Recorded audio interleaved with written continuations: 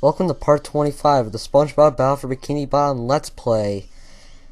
And honestly, the reason why it's on Monday is because, well, I actually tried to upload this on Friday, but unfortunately, I tried cutting things out on Movie Maker, but for some reason I just didn't know how. So I had to exit out and just so I can redo everything.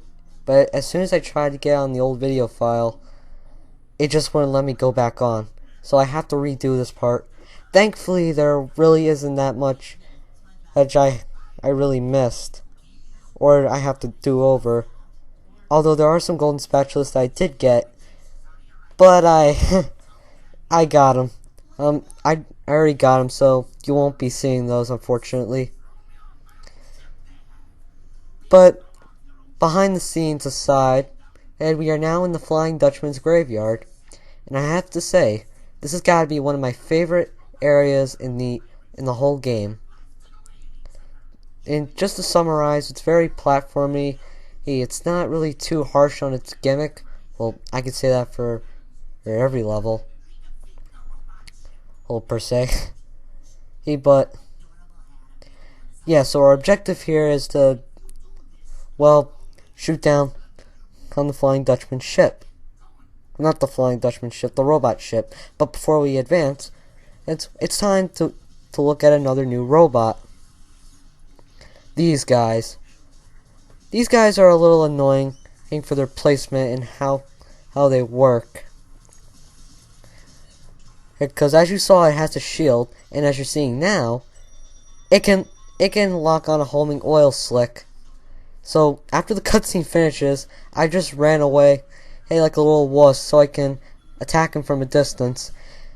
This is the best method I can give you, as you saw, and I failed that there. But as soon as you launch a cruise bubble just to take down the shield, immediately he launch another cruise bubble. This way, he'll have enough time, and to when he's vulnerable. Also,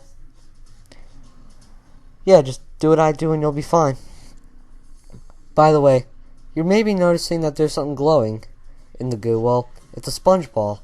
Now you're probably thinking, well, why would the game designers put a sponge ball there if we know we're going to die from it, from the hot goo?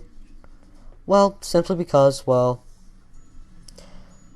it has to be lowered.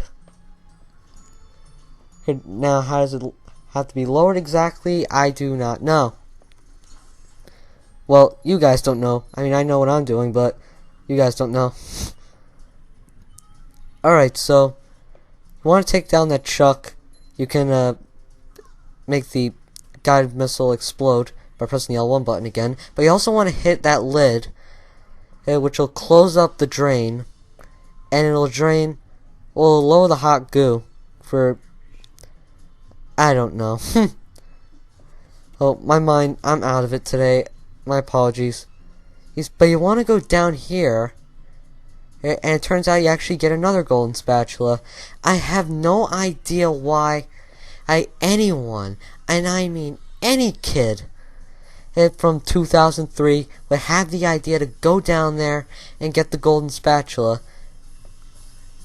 I mean, it's hinting you that there's a trampoline down there. Here's to launch you back up. But why would you be looking down in the first place? If you know it's gonna be a bottomless pit, or not a bottomless pit, like a dangerous hot goo.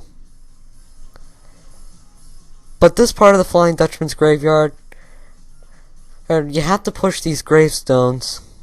One's in the right positions in order to progress. See? Like there, I couldn't progress forward because that gravestone wasn't pushed over. So you have to push the buttons just to move it over, or to which area you need. Wall jump the two gravestones, and then so on and so forth. Oh yeah, I forgot to mention that getting rid of these slicks with this method it's effective, but at the same time, it also depends on distance. It's like you can, like, if you're far away, you can use the strategy and it still won't work. So you might as well want to keep that in mind. Just telling you that right now. But since I'm close enough, if I can actually take this guy out, no problem, because it's a bit of a short distance. But yeah, the reason why I don't recommend taking these guys out with the bubble spin, you'll damage it, like take out its shield, but you will also take damage. And if you get hit by the oil projectiles or the oil shield, well, you're gonna, and that's me failing spectacularly, but you're gonna be slipping. You're gonna slide around a bit. So just be careful of that. And I can't move that over because there's actually one in the way. And here I actually have a brain fart. Yeah. It's like, hey, do I do this? Do I put this here? And no. It's like, oh wait. You gotta push that over and all that jazz. Is it? Yeah. It's like, oh, I don't want to move it that way. I actually thought that you were supposed to push it to one of the gravestones, so it'll stop. This way you'll get a better wall jumping accuracy. But I failed miserably. But yeah, you push the button and it knocks down the pole for some reason. I really don't get it. And then for some reason, and that pole has the coating of the slides. Why can't you just walk on it is beyond me. Then I figured, it's 7 minutes into the video, I might as well get a golden spatula. But like, what we're gonna be doing in the next part actually is get that golden spatula down there. But now that we've lowered the path, the hot goo, there's a path that appears. Here's where we can use the rolling sponge ball power up. However, I head here and I'm like, oh man. And so the rest of this video it's just grinding. And yeah, did you see that? What happened there? What causes the Flying Dutchman to spaz out like that? Whatever.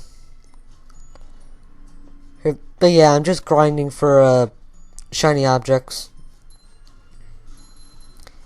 Nothing too special, I should say. You can't break these gravestones, they're just there for decoration. So yeah, I am out of things to talk about, ladies and gentlemen. Yep. Alright, so I'm almost there, so let's see if I can get 27 before the end of the part. There's a robot generator down there, so let's see if I make it. And don't. Yep. But anyway, next time we meet in part 26, we're going to continue with the Flying Dutchman's Graveyard. So I am GameMan5804. You guys have a great day.